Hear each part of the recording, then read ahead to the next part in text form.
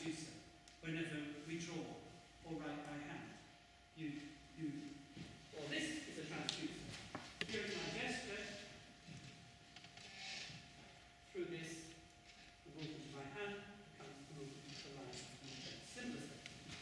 And I'm suggesting that the cello is also a transducer, and so is the kite.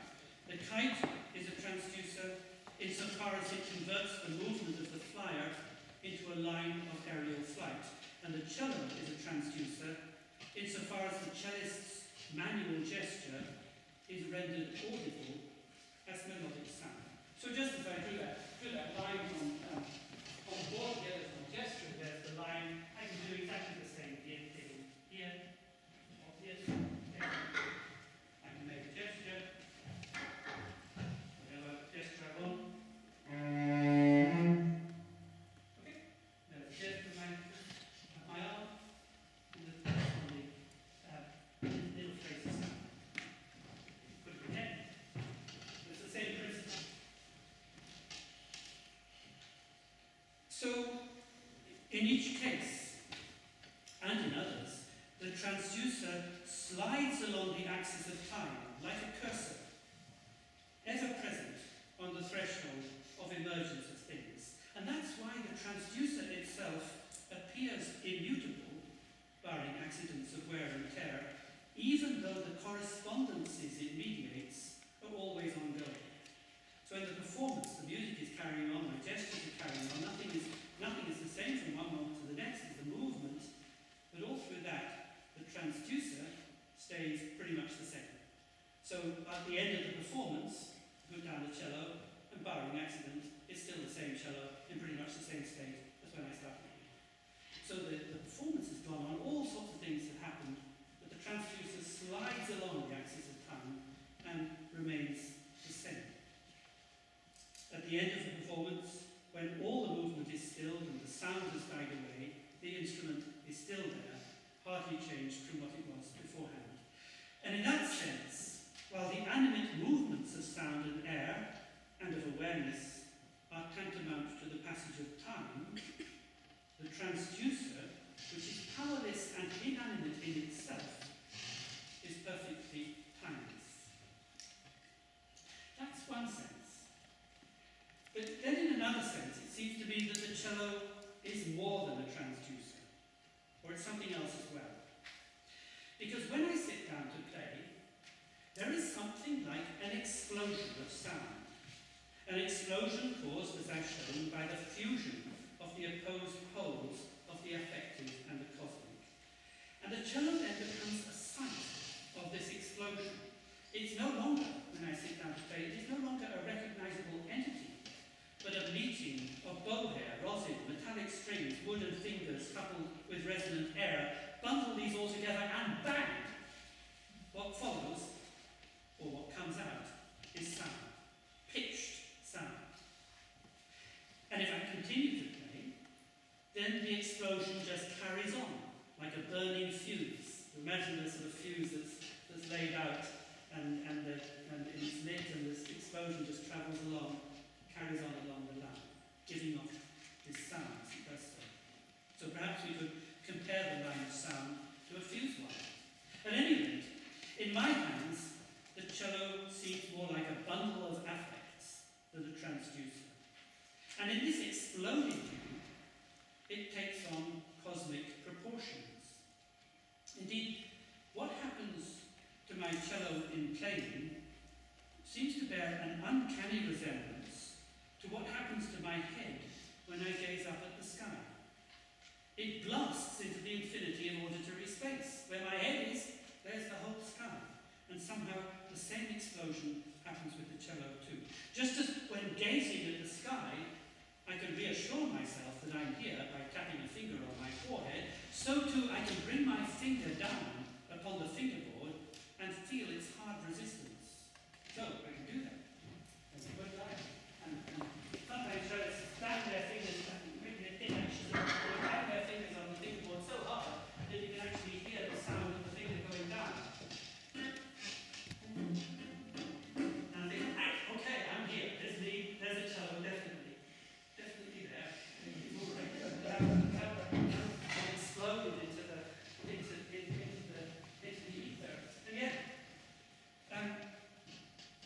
And yet in this exploded view, the finger is a kind of phantom presence that touches nothing, but has inveigled itself into the midst of the field of audition.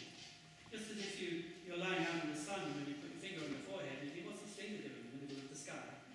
Then it's the same thing when you put your finger on the fingerboard. What's it doing in the middle of this auditory space? It's a phantom. It's not really there at all. It's not really touching anything. And this difference of perspective between the cello as a transducer and the cello as a bundle of affects corresponds, I think, to the two sides of what I've called the fission-fusion reaction that lies at the origin of experienced sound. And it also accounts for the curious combination in playing an instrument like the cello of sedentism and flight. I can be seated in a chair right here and yet be possessed of the means, in Merleau-Ponty's phrase, to be absent from myself. And that too is why the finger can show up simultaneously in two quite different ways. At once corporeal in the space of transduction, and phantom-like or ghostly in the space of explosion. And that brings me at length to the question of the line. We are used to drawing lines of light and sound, as I already observed, as though they connected a source of emission or point of reflection with a recipient equipped with eyes or ears. And we conventionally draw them straight. So textbooks are full of these lines, these are light waves, these are sound waves going in a straight line from the source or point of reflection to an ear or an eye. And one consequence of this, which we saw in the case of the ecological approach to oral perception, is that the musical line, such as the line of a melody, theme, or motif, cannot itself be a line of sound. It is rather a line extracted from information contained in the sound. So, if I sit down, it's most remarkable, it's difficult thing to get my head around. But I might play, say, those wonderful first bar to the past third suite, which is starting all off like this.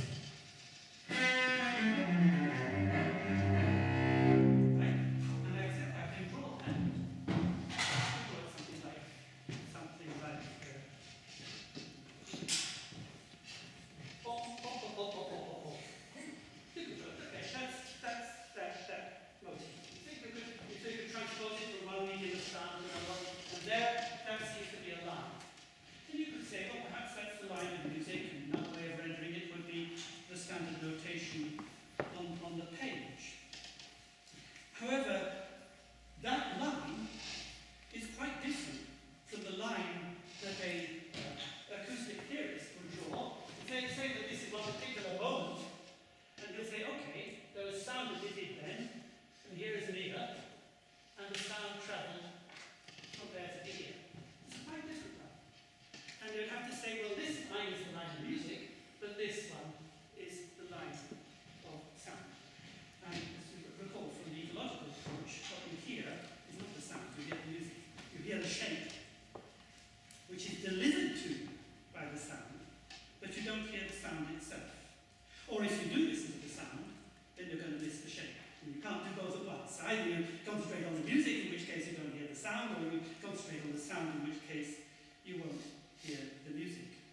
So this line can't be a line of sound because of the ecological approach. It is a line extracted from the information contained in the sound.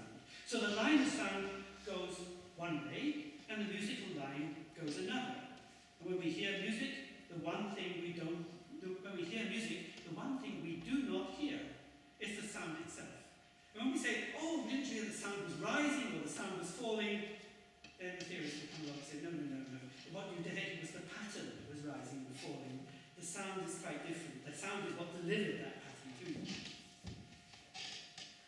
So it's as though music were in black and white, which of course is exactly how it appears in standard notation, where black dots and lines are arrayed in complicated patterns on white paper. And this convention is not in fact limited to the lines of music, but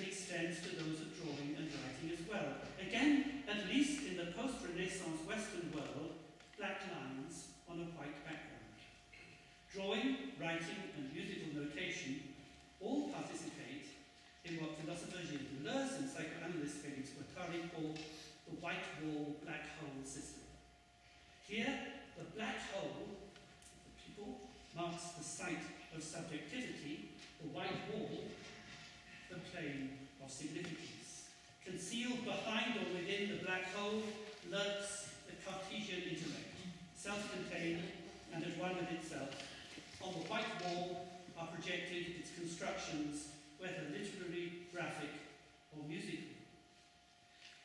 And here the fate of sound is paralleled by that of colour. In the white wall black hole system, colour is superficial, even deceptive. By contrast with the power of the line to specify invariant form, colour figures as mere ornament, embellishment, or make-up, with the power to seduce or charm, but not, as in writing, drawing, or notation, to convey the processes of thought. Truth, writes the anthropologist Michael Kraussig, truth comes in black and white for our philosophers. Shapes and forms, outlines and marks, that is truth. Colour is another world, a luxury, an excess, a filler, a decoration. We have to fence it in with lines and marks, or what Kraussig calls the boundary lines of thought. But he might just as well have been speaking, he's writing about colour, but he might just as well have been speaking about sound. For both light and sound in this black hole, white hole system are spectral. That is, they are energetic impulses emitted from a source across a range of wavelengths, defining the colour spectrum for light and the pitch spectrum for sound, which merge when recombined into colourless or pitchless white. We talk about white sound as well as white, so colourless. But if, as I've argued here, waves of energy on the one hand and on the other the capacity of receptors in the eyes and ears to respond to them are conditions for the experience of light and sound that amount to neither light nor sound as such, then we have to ask ourselves, as we've already asked of sound, well, what is colour? Could we describe colours as we might describe sounds, as differentiations not of wavelength, but of affect? Now this, of course, is no problem. It lay at the root of Goethe's celebrated spat with Newton in his theory of colours of 1810. Colour, for Goethe, is not a physical datum, but a phenomenon of correspondence, and every colour, for Goethe, is a particular blend of the affective and the cosmic. And at its most concentrated, colour is black. Light, at its most intense, is white. So, with this continuum from black to white, colour is the fundamental term, while light modulates it. It's the other way around from the classical Newtonian picture, where all colours are different modulations, different varieties, different wavelengths of light. We turn it around and say that in fact light is something that is continually modulating colour. So colours are, in Goethe's scheme, the lightening of the dark and not the spectrum of the rainbow. And remember how Gibson, with his rather Cartesian view actually, ended up being unable to tell light from dark, or white from black, or the white fog, or white out of the snowstorm, from the black of the night. But there's precisely that continuum between blackness and whiteness, the colour, that Goethe put the spectrum of colours. Applying the same argument to sound, we could suggest that as all colour comes from black, so all sound comes from silence. A silent world is one whose parts are so tightly packed, so locked together, that nothing can move. You get sound pitched, you get the pitch of sound, the throw of it, when the world's tectonic plates begin to shift, to grind against one another, when things begin to move, when the ice breaks, and all of a sudden it begins to flow, and the blocks grind against one another, then there's sound. So sound, you get sound out of silence at the moment when the world begins to loosen up and it ceases to be completely locked, rigid. And when it does loosen up, then sounds escape. So all sound in this sense is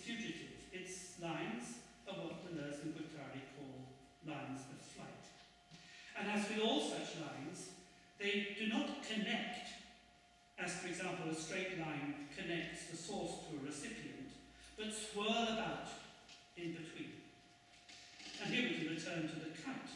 Remember that there's a thread connecting the flyer with the kite, but the line of flight of the kite itself is quite different. That's, you look at the movements of the kite in the air, not at the line connecting the kite with the flyer. So, where sounds vary, it is in how and how far they are thrown by the force of the explosion from which they are generated. And this is their pitch. Pitch is not a wavelength, it's how far a sound is thrown. And so all sounds are variations of pitch, rather than every pitch a variation of sound, which is to say that they are all products of a fission-fusion reaction, and they all emerge from the blackness of silence, the pitch blackness of silence. And crucially then, there is no longer any opposition between sound and the melodic line, any more than there is between line and colour. That when you hear that phrase of Bach, you have actually heard a musical line of sound, if we define sound this way. So whether sung or played with an instrument, lines of sound pour from the fusion of the affective and the cosmic, just as in painting, colours pour from tar. Colour walks, writes Hausen, and so does sound. It's not, therefore, mere adornment, conferring an outer garb to thought, or filling its forms, but the very medium in which thought occurs. Like the atmosphere, in the inclusive sense that I've delineated here, both colour and sound get inside us and make it so that whatever we do, say, draw, write, or play, is done with a certain affection or disposition. And so sound gives atmosphere to the line, and line delivers sound to the atmosphere. We inhale it as we breathe the air, and on the outward breath of exhalation, we weave our lines of speech, song,